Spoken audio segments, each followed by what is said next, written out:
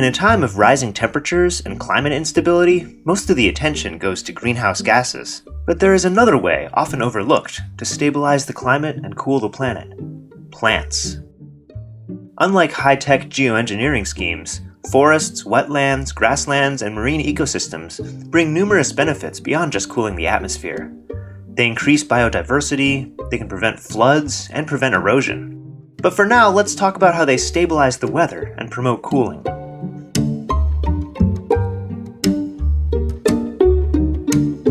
We all know that plants drink water through their roots, but what happens to that water? Most of it comes out through the leaves as part of the process of photosynthesis. In fact, for each molecule of carbon dioxide fixed and each molecule of oxygen released, several hundred molecules of water are evaporated. This is what we call transpiration. And it cools the forest in the same way sweat cools the body, the evaporation absorbing the heat. That's why forests feel so cool. It isn't just the shade. On the edge of the Amazon rainforest, temperatures are consistently 5 degrees cooler than on farms just a short walk away. And in Sumatra, native forests have been measured to be 10 degrees cooler than neighboring palm plantations. Leaves aren't just leaves. They're home to many species of bacteria, some of which are light enough to rise high up into the atmosphere along with the transpired water vapor. These bacteria are small, but much larger than the water vapor particles. So the gaseous water vapor uses the surface of the bacteria to condense into liquid droplets, creating clouds much more quickly. Forests, grasslands, and marine ecosystems each produce their own kind of condensation nuclei as well. In this way, plants seed clouds. When the water condenses at cloud level, it releases the heat that it absorbed during evaporation. Therefore, transpiration moves heat from the ground level, where it would have been trapped by greenhouse gases, up to high altitudes, where a lot of it, as much as half according to some experts, radiates back into space. Heat exits the Earth, and the Earth cools down.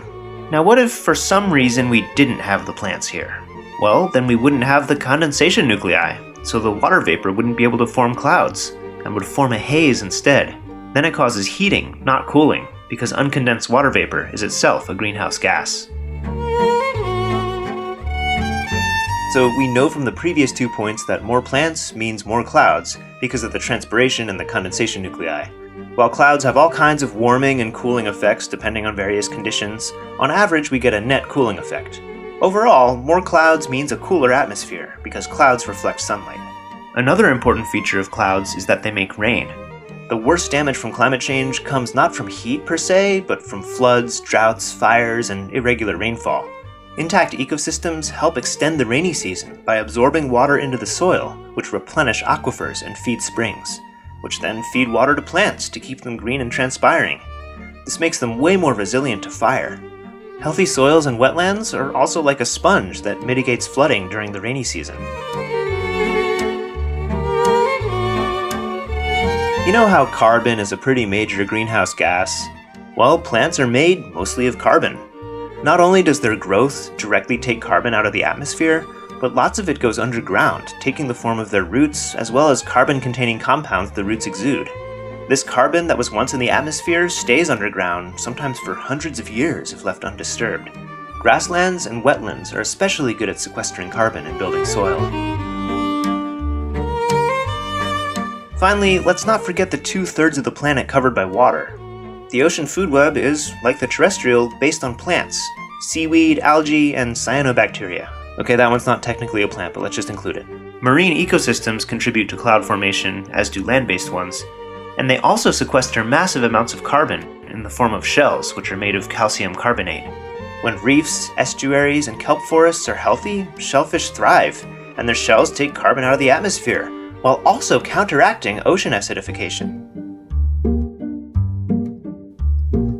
Okay, great, let's just plant trees anywhere and everywhere and fix climate change right now. What are we waiting for?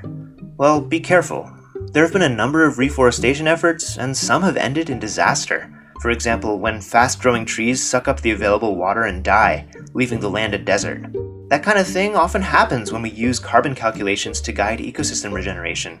We have to think holistically. A healthy forest is more than a bunch of trees. A palm oil plantation has a lot of trees, but it doesn't make clouds, cool the air, build soil, or prevent drought like a forest does. Not just forests, but all ecosystems are like organs of a living planet. Like your organs, they control the body temperature, direct its fluids, and maintain the life of the whole.